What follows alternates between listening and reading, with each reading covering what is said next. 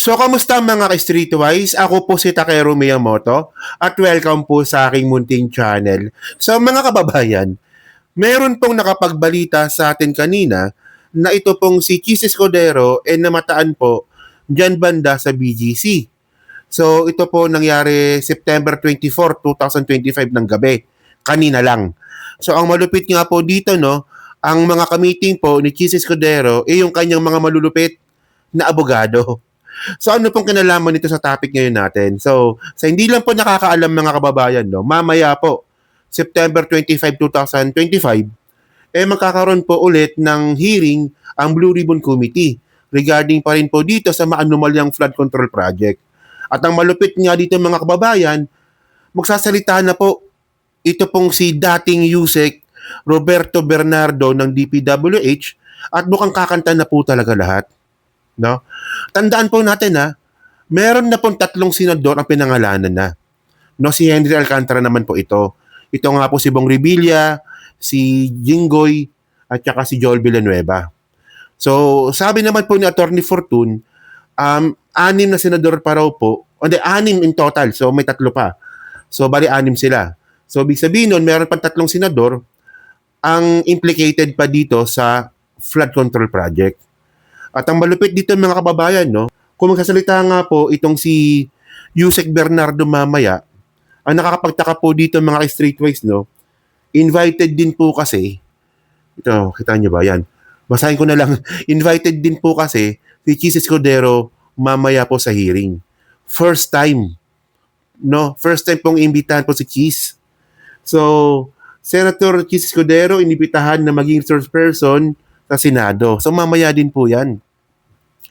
So ngayon, syempre, ang tanong dito, anong meron? Di ba?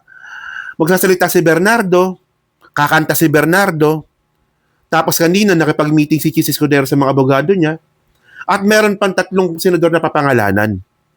So ano ba, nagre-ready na ba si Chis? Na posibleng siya na ba ang isa sa mga ikakanta ni dating Yusek Bernardo?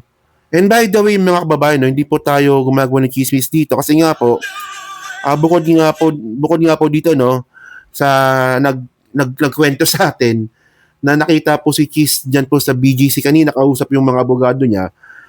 Nakita rin pala ito, no, may nag-feed din po pala kay Jesus Palsis. No, so pakita ko na lang diyan. So sabi dito, no, Chis Escudero is an emergency meeting with his lawyers and crisis managers in BGC today in preparation for tomorrow's Senate Blue Ribbon hearing where DPWH Yusek Roberto Bernardo is expected to drop bombshells. O, di ba? So, ano to? So, bookingan na talaga. By the way, mga kababayan, no, kung akala po kasi natin, kung iniisip natin na parang baliwala na tong sasabihin nga po ni dating Yusek Bernardo, mukhang hindi po. Kasi po, talagang siya na po talaga yung missing link na sinasabi natin. Di ba? Kasi ang point dito, no, paano ba nangyayari yung pagnanakaw sa flood control? So, kailangan may magpopondo at kailangan merong kikilos. Ang nagpopondo at ang kumikilos mga kababayan, hindi po nag-uusap yan. So, sino ba yung nagpopondo? Mga senador at mga congressman. So, sino yung mga kumikilos? Ito na nga po sila Bryce Hernandez, sila Henry Alcantara, at saka yung iba pa na mga DPWH engineers. Hindi po nag-uusap yung dalawa na yan. Yung nagpopondo at saka yung nag-ooperate. Yung kumikilos. No? So, ang pinakagumigit na po talaga dyan, itong si Yusek Roberto Bernardo na magsasalita na nga po mamaya. So, ibig sabihin nun mga kababayan, marami pong alam ito. Kasi for example nga, no, kung itong si Bryce Hernandez, ang alam niya lang po, itong lang po sa kanyang distrito. Ito pong si Yusek Bernardo, hindi lang po sa distrito lang po yung alam niyan. Buong Pilipinas po. Yusek po siya ng DPWH At siya po yung kumukonekta sa legislator at saka dun po sa operation para po makapagnakaw. So malupit po ito. Matindi po ang mangyayari po mamaya. At syempre, ang gusto pa natin malaman dito mga kababayan, sino-sino pa yung mga senador na kasabot dito? Kasi mukhang hindi lang talaga silang tatlo. Di ba? Si Bong Revilla, si Jinggoy, tsaka si Joel. So mukhang meron pa talaga. At especially nga po, no, napag-uusapan din po talaga dito kung saan po talaga nagsisimula po ang nakawan sa insertion. Sa insertion po ng budget. At ito naman po ngayon, ang tinatanggi nga po ni Keys. So ito mga kababayan, no, pakinggan po natin itong interview po ni Keys Escudero kanina na dinidinay niya raw po yung existence of small committee. No, napakasinungaling mga kababayan kasi mga streetwise. Binabanggit na po talaga itong small committee po na to na diyan po talaga nagsisimula yung insertion. No? So, tapos ngayon sabi naman ni Cheese, hindi daw po totoo 'yon. 'Di ba? So sinungaling talaga. So ito panoorin natin 'to. Sir, yung sasabina niya ng Dulces Decom on what aspect? Dulces Decom, testifikan. Imbitasyon ang natanggap ko para maging resource person kaugnay sa mga proseso ng Senado at sa pagkakaunawa ko para patotohanan yung mga sinabi ni ni Congressman Toby Chanco sa Senado at itong mga nagdaang linggo at buwan kaugnay sa proseso ng budget. So yun na nga yun. Di ba? Doon na po nagsisimula po yung insertion, di ba? Doon nga po sa proseso ng budget. Hindi mo pa rin ba gets, Keys? Minsan ka lang patatawagin, doon ka pa talaga, ayun pa talaga yung magiging purpose mo tungkol doon sa proseso ng budget. And by the way, mga kababayan, no, ito at yung sinasabi ko sa inyo bago po magsalita itong si dating Yusek Bernardo mamaya sa Blue Ribbon Committee hearing ni Ping Lacson, nabasa na po ni Ping Lacson yung affidavit ni Bernardo. Nabasa niya na po yan. Hindi niya na po sinasabi sa ibang mga senador. Di ba? Na yan or parang what you call this, na review. Oo. So, mukhang dito talaga magigisa talaga si Keys.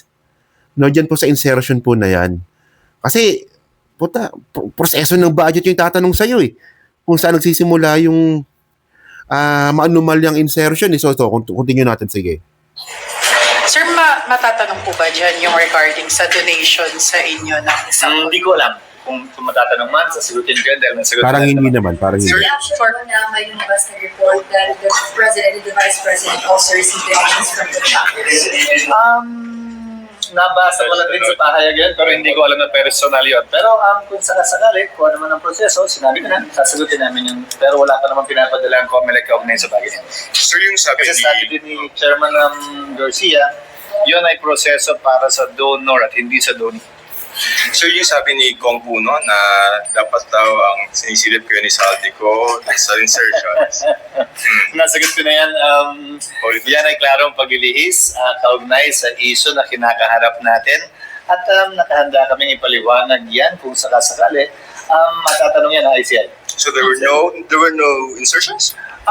Amendment sa pinapanukala ng mga miyembro ng Senado, amendment sa pinapanukala ng mga miyembro ng Kongreso. Si Congressman Puron hindi siya bahagi nga ng Kongreso pa ng panahon yun, kaya hindi ko alam kung saan siya nagagaling. Di ba? Pinaganda mo lang Hindi daw insertion yun. Amendments.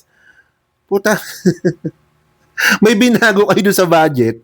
So, para mas maganda pakinggan, ang tawag nyo na lang, amendments.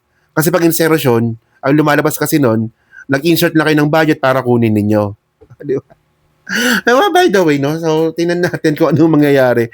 Pero ako, medyo masaya po itong mangyayari pong hearing po mamaya po kay Ping Lacson. At kailangan po natin itong bantayan po ulit tulad po ng mga nakaraang hearing. And by the way, no, tingnan din po natin mamaya, no, kung ano rin po yung magiging mga pasabog po nito ni Yusek Bernardo, no? Ang alam po kasi talaga natin, no, ito si Bernardo po ay magsasalita po dapat nung Martes pa. Yun nga lang, no, nung nakita niya nga po yung statement nga po ni Henry Alcantara, nagbago yung isip niya at mas gusto niya ng pangalanan na lang po talaga yung mga senador na sangkot dito. Mukhang ganun po talaga yung labas nito. Okay. So kayo mga kababayan, no, so kayo po, no, pumasabi niyo nga po dito sa ginawang meeting ni Chis Escudero dyan po sa BGC ngayon. At ang kausap niya po talaga yung kanyang mga disaster management patawag niya doon. At saka sa kanyang mga malulupit na abogado. At syempre, ang pinaghahandaan nga nila ay yung mangyayari nga po bukas. Ay, mamaya pala. Mamaya kasi alas 2 na pala, no, na madaling araw. Yan. So yan, no, so pa-comment lang po sa baba at binabasa ko pong lahat yan, no. At syempre dyan po sa Team Replay, no, pa-like, pa-subscribe. Hindi makalabisan, pa-share na rin po ng video po na to. So thank you mga kababayan, no. Kita na lang ulit tayo mamaya.